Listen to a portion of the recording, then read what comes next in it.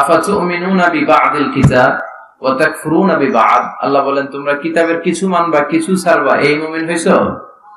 এই মুমিন হইলে ডান্ডার বাড়ি রেডি আছে, জোরে কোন ঠিক কিনা? পাক্কা ইমানদার হতে হবে। অনেকে আছে সহজ কথাগুলো মানে, কঠিন গুলো মানে না, আছে না নাই? মিষ্টি খাওয়ার সুন্নত মানে, মায়ের খাওয়া যে সুন্নত মানে না, আছে না নাই? বিশ্বনবী মিষ্টি খেতেন ঠিক, বুখারীর বর্ণনা, কানা রাসূলুল্লাহ সাল্লাল্লাহু আলাইহি ওয়াসাল্লাম ইউহিব্বু আল হালাওয়া ওয়াল আসাল। বিশ্বনবী মধু খেতে পছন্দ করতেন, আবার মিষ্টান্ন খেতে পছন্দ করতেন। মধু খান তো আপনারা?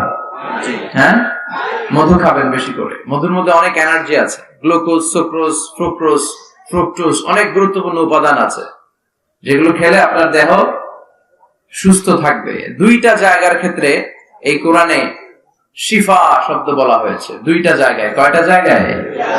এক হচ্ছে কোরআন শিফা, ওয়া নুনাজ্জিলু মিনাল কোরআনি মা হুয়া শিফাউ ওয়া রাহমাতুল লিল মুমিনিন ওয়া লা ইয়াজিদু যালিমিনা ইল্লা খাসারা।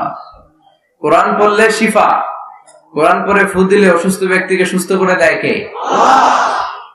সূরা ফাতিহার নাম হচ্ছে সূরাতুশ শিফা, দ্য সূরা অফ রেমেডি, আরোগ্য লাভ করার সূরা। সূরা ফাতিহা পড়ে ফু দিবেন, সুস্থ। বিশ্বাস হয় নাকি সন্দেহ লাগে? সন্দেহ লাগলে কিন্তু ভালো হবে না, বিশ্বাস হইতে হবে। আপনার ইমানে যদি ঝামেলা থাকে তাহলে কিন্তু হবে না। অনেকে বলে হুজুর কত সূরা ফাতিহা করে ফু দিলাম, কোনো কাম হয় না।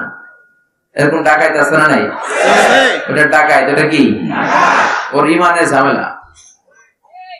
আপনার ইমান থাকতে হবে। ফু আর ফু পার্থক্য আছে না নাই? কেউ সারাদিন ফু দিয়ে মোমবাতি নিভাতে পারে না, আর অনেকে ফু দেয় পানির মধ্যে আগুন ধরে যায়, আছে না নাই?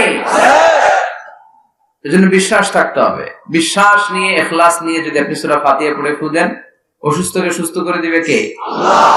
বিশ্বনবীর সাহাবারা সফরে বের হয়েছেন আবু সাঈদ আল খুদরি রাদিয়াল্লাহু তাআলা আনহুর নেতৃত্বে। পথিমধ্যে দেখলেন এক গোত্রের এক সর্দার অসুস্থ। সামনে গেলেন, কি হয়েছে জিজ্ঞেস করলেন। সবাই বলে আমাদের নেতাকে, কোন বর্ণনা এসেছে আকরাব, একটা বিচ্ছু, কোথাও এসেছে সুবান, একটা সাপ কামড় দিয়েছে, হাইয়া কামড় দেয়াতে সে বিষাক্ত হয়ে মারা যাবার উপক্রম। অনেক মন্ত্র তন্ত্র পরে অনেকে ফু দিচ্ছে, ছু মন্ত্র ছু কালিকুত্তার গু। ছোট বাচ্চারা এরকম মন্ত্র পড়ে না, কিন্তু মন্ত্রে কাজ হচ্ছে না। বিষ্ণুনবীর সাহাবা বললেন আমার কাছে এমন এক জিনিস জানা আছে যেটা করে ফু দিলে আল্লাহ ভালো করে দিবে। সুবহানাল্লাহ পড়ে। সুবহানাল্লাহ। বললেন আসো। আবু সাঈদ খুদরি এসে শর্ত করলেন যে আমাকে ছাগল দিতে হবে এক পাল, ফু দিব, রকিয়া করবো। এটাকে বলে রকিয়া, মানে ঝাড়ফুঁক। তাবিজ ঝুলানো নিষেধ, কিন্তু ঝাড়ফুঁক করাকে সুন্নাহ বানিয়ে দিয়েছে বিশ্বনবী মুহাম্মদ সাল্লাল্লাহু আলাইহি ওয়াসাল্লাম। ঝাড়ফুঁক করবেন, তাবিজ ঝুলাবেন না। অনেকের তাবিজ আছে না নাই? অনেক ছেলেপেলেরা গলায় ঝুলায়, হাতে ঝুলায়, আবার কোমরে ঝুলায়। ওটার নাম দিয়েছে কাইতন। এই কাইতন তাবিজ এগুলো ছিঁড়ে ফেলবেন। এগুলো ছিঁড়ে সূরা ফাতিহা, আয়াতুল কুরসি, 3 কুল, সূরা ইখলাস, সূরা ফালাক, সূরা নাস পড়ে ফু দিলে অসুস্থরে সুস্থ করে দেয় কে? আল্লাহ। আবু সাঈদ আল খুদরি রাদিয়াল্লাহু তাআলা আনহু উনি বসলেন, বসে ফু দিলেন। প্রথম ফু দেয়াতে চোখ বন্ধ ছিল, চোখ খুলে ফেলছে। আবার ফু দেয়াতে শোয়া থেকে বসে গেছে। আরেকবার ফু দেয়াতে দাঁড়িয়ে হাঁটতে শুরু করেছে। তার মানে কোরআন করে ফু দিলে সুস্থ করে কে? আল্লাহ।